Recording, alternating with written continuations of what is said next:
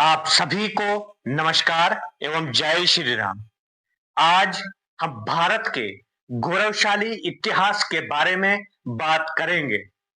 एक ऐसे युद्ध के बारे में बात करेंगे जो झेलम युद्ध के नाम से प्रसिद्ध हुआ।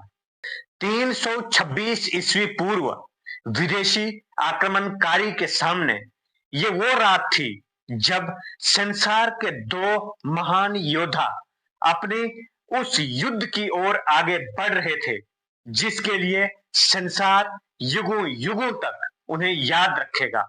भारत का वो युद्ध जिसकी साक्षी झेलम बनी, जो भारत का प्रथम स्वतंत्रता संग्राम था एक विदेशी के विरुद्ध।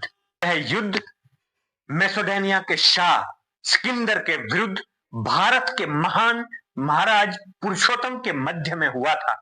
महाराज पुरुषोत्तम जो सिंध पंजाब में भारत के एक बहुत बड़े भूभाग के स्वामी थे।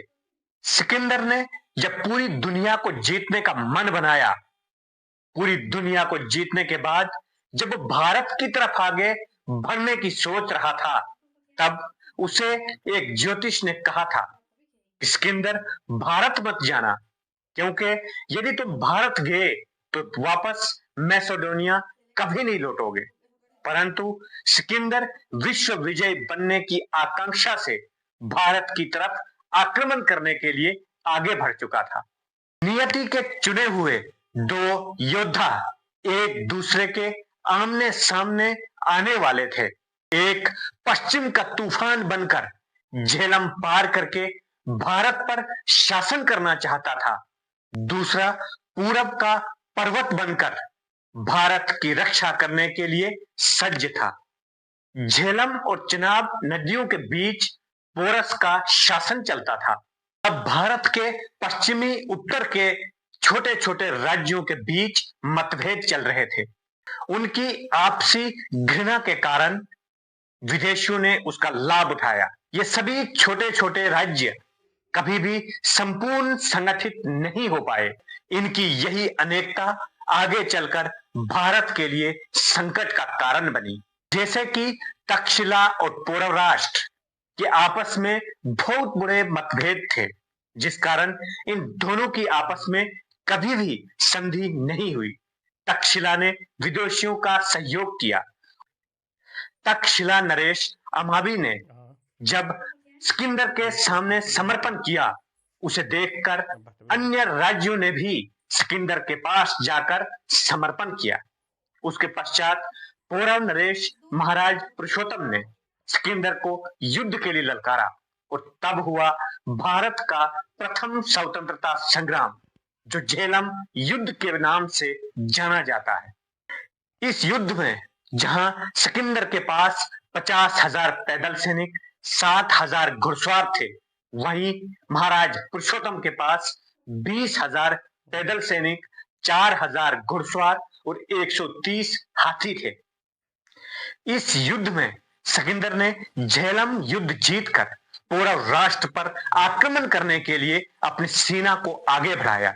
महाराज पुरुषोत्तम ने वो कौशल दिखाया जिसे आज तक विश्व भारत को सम्मान की दृष्टि से देखता है। महाराज पुरुषोत्तम ने पौरव राष्ट्र के नागरिकों के मध्य में देशभक्ति प्रज्वलित की, जिससे पौरव राष्ट्र के सभी नागरिकों ने भूख, प्यास, सर्दी, गर्मी व अन्य सभी संकटों को पार करते हुए पौरव राष्ट्र की रक्षा के लिए अपने राजा का साथ दिया और सिकंदर के विरुद्ध कभी समर्पण नहीं किया।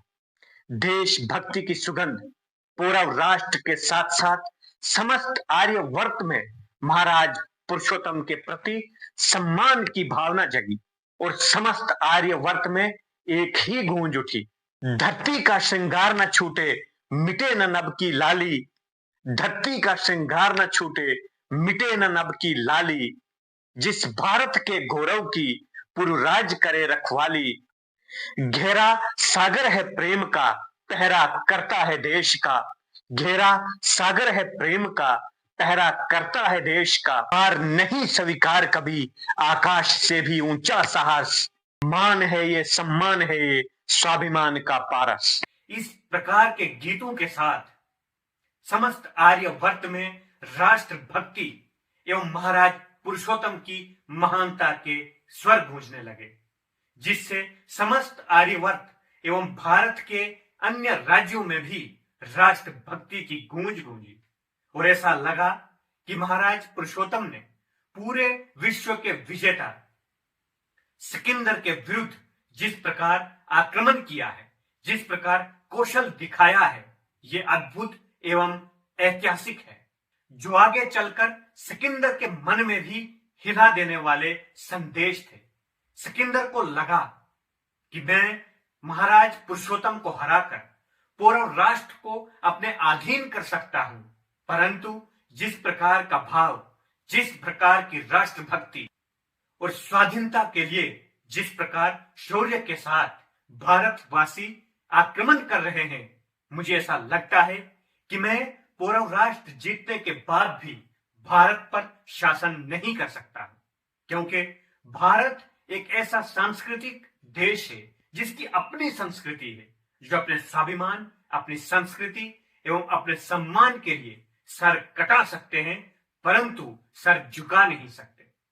मैसेडोनिया के शाह और विश्व विजेता सिकंदर के मन में यह लगा कि पूर्व राष्ट्र जीतने के बाद भी मैं भारत पर शासन इसलिए नहीं कर सकता हूं कि ठीक है, मैं आज जीत जाऊंगा, परंतु जिस प्रकार की सोच जो महाराज पुरुषोत्तम ने भारतवासियों के मन में जगाई है, मैं पुरुषोत्तम को मार सकता हूं, परंतु उसकी इस सोच को खत्म नहीं कर सकता, क्योंकि भारत एक ऐसी सोच का देश है जो सांस्कृतिक सोच है, जिसकी अपनी सभ्यता है, जो अपनी सभ्यता, संस्कृति एवं भारतीय दर्शन के आधार पर एक ऐसी सोच बनकर प्रस्तुत हुई जो पूरे विश्व का मार्गदर्शन करती है। महाराज पुरुषोत्तम एवं पूर्व राष्ट्र के समस्त नागरिकों की राष्ट्र भक्ति देखकर और स्वाधीनता की सोच के लिए संकल्प देखकर सिकंदर ने महाराज पुरुषोत्तम से कहा कि काश